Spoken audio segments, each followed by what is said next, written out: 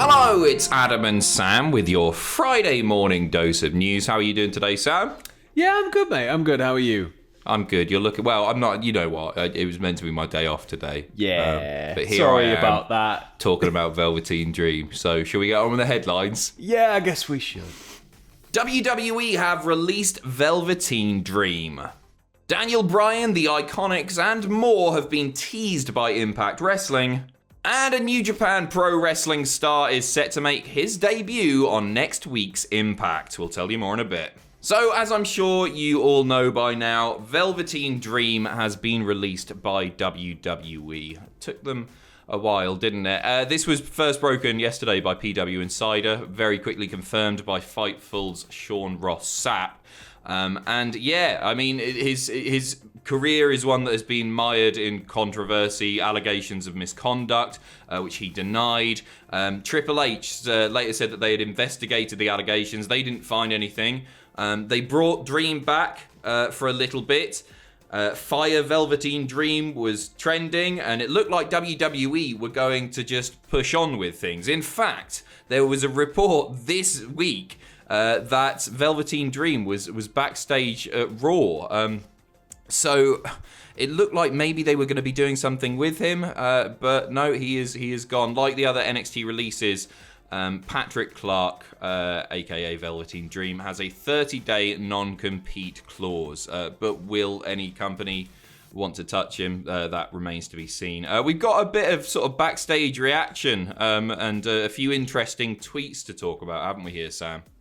Yes, so Rob Schamberger, possibly the most sort of the most popularized tweet afterwards, the one most people have seen. He said, without saying anything further, he was the single most unprofessional person I've encountered in this business. I hope this is the wake-up call. He needs to start doing the emotional work to become a better person, all told. Now, he doesn't obviously say that it's about Velveteen Dream, but given the timing of the tweet, it's fairly obvious. Yeah, it is. If you're unfamiliar with Rob Schamberger, by the way, he has significant dealing with NXT and WWE superstars. He's the guy that does the art for WWE's web shop and those wonderful, wonderful prints. So he has a lot of dealings with the superstars backstage. So very interesting to hear. He doesn't go into any further details. He just said that, yeah, he was the most unprofessional person he's ever encountered in this business. And he works in wrestling, so that is saying something. What else has been said? There's another tweet here from Petty Tree, who's discussing something Sean Ross Sapp said on his live stream. The tweet is SRS saying on his live stream that when asking wrestlers, have you heard the Velveteen Dream story? They would say, which one? And John Alba tweeting, yesterday a WWE talent texted me in the aftermath of the Drake Wirtz news. Dream has got to be next. Sean Ross Sapp and PW Insider both reporting now WWE has indeed released Velveteen Dream. So it feels like something that's been boiling for quite some time behind the scenes, definitely to get to the point it's at now, where we've got people saying which story, but like it just seems like the talent themselves are just as confused as everybody else was regarding this entire situation. What's interesting about this is the fact that they put him back on TV, and after these allegations were made and he disappeared for a little bit, they put him back on TV. Yeah. They featured him very prominently. I believe he was in an NXT title match. I think so, when he came back. He was. And then he disappeared again. I think they thought that people were just going to forget about this. People were just going to move on. But the reaction, the outrage, the negativity has been understandably, given the allegations, unrelenting. And so there you go. It's taken them a long time to get to this point. We will keep you updated, of course, if we hear anything more regarding Velveteen Dream. I imagine we will sooner rather than later. Moving over to Impact now, who dropped their teaser for this year's Slammiversary pay-per-view, going down on July 17th. And they are teasing some very, very big names, right? Some really, really big names. They are teasing. Just a couple.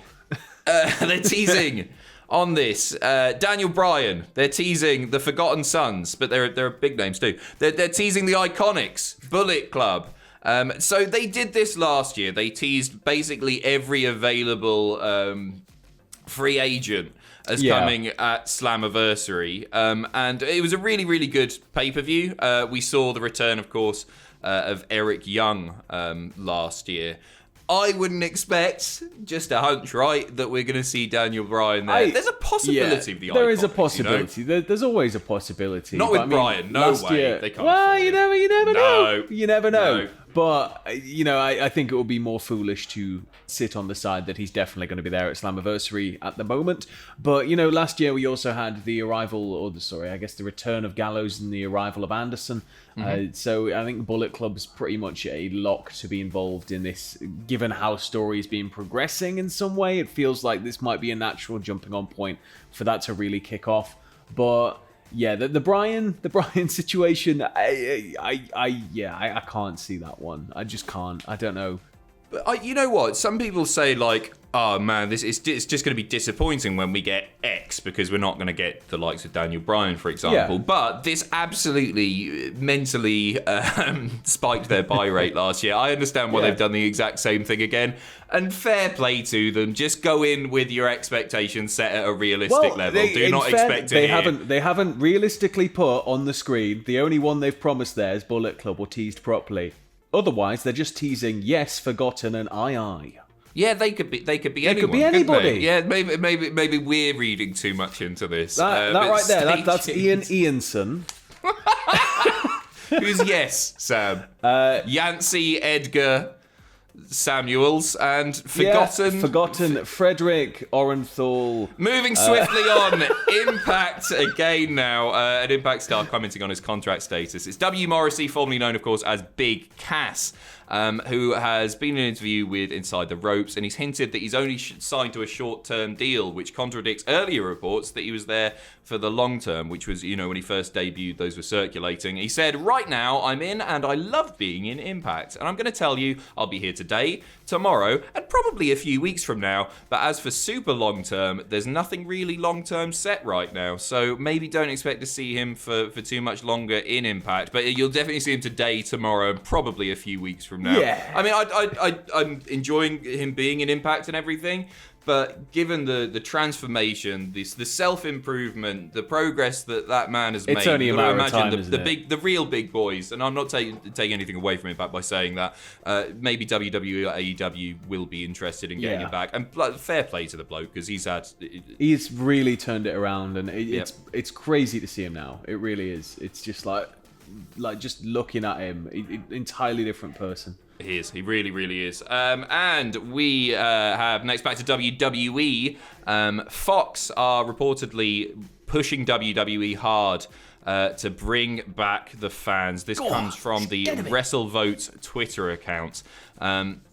Apparently the network supposedly feels as though the billion-dollar investment should be on the same level as the NBA, MLB, and other live sports, and have been asking for updates on how long it'll take for fans until they're allowed back inside WWE arenas. WWE are reportedly looking to return to live event touring starting in July, which will likely include the Money in the Bank pay-per-view, which has of course been pushed back so we can get Hell in a Cell. But yeah, apparently Fox desperate, and understandably so, because it's a totally different product, isn't it? When you've got fans there, they've done their best with all the lovely screens and that stuff in the Thunderdome, but it's just not the same, is it? I mean, it just feels like general interest in wrestling as an entire topic has significantly dropped since the Thunderdome era began and the silent arena era began, and so the quicker we can safely, and that's the key there, safely get people back into venues, the better it's going to be for all of wrestling, because the crowd are a big part of it. Back over to Impact Wrestling now for our final story. A New Japan star is set to make his Impact debut next week. Who is it, Sam? So Impact have announced that Satoshi Kojima is going to be making Sam's his level debut of passion next week. Immediately through the roof there. So now he's into it. Well, so it was announced on last night's show that the former IWGP Heavyweight Champion will debut on the May 27th episode. Lovely early birthday present for me. But yes, catering better have plenty of bread ready, because of course Satoshi Kojima is the leader of Bread Club, baby. But if you go into Kojima's accolades. I mean, just to rattle off a few, he's a 2-time IWGP World Heavyweight Champion, a 2-time All Japan Triple Crown Champion, a 4-time World's Strongest Tag Team Determination League winner, 7-time IWGP Tag Champ, 2 times Never Openweight 6-man Tag Champ, 1-time NWA Heavyweight Champion, 1-time MLW Heavyweight Champion, 1-time G1 Climax winner, 1-time All Japan Champions Carnival winner. And it just goes on and on. Good for him. Massive get. Huge get for Impact. Cool. And even though, you know, he's getting toward the end, I know, not really the end, he's getting a bit older now, but I mean, he's still capable of bringing that level of performance and dedication. So I've really, really got high hopes from here. Look at you. All happy for once. I love Bread Club, mate. I love Bread Club. It's my favourite. Lovely. We don't know what he's going to be doing yet, but we'll keep you updated. They haven't made any announcements. Cozy Lariat. All right. Thank you very much for watching. Take care of yourselves. I'm off now. I'm off for a week. So enjoy it, mate. Yeah, thank you very much. I want to give my mum and dad a big hug from you, Sam, and from you, the fans. I specifically asked that. I'm so happy you're going to do it. Big Nige. Big Nige. All right, let's go. See you later. I'm off. Bye. Bye.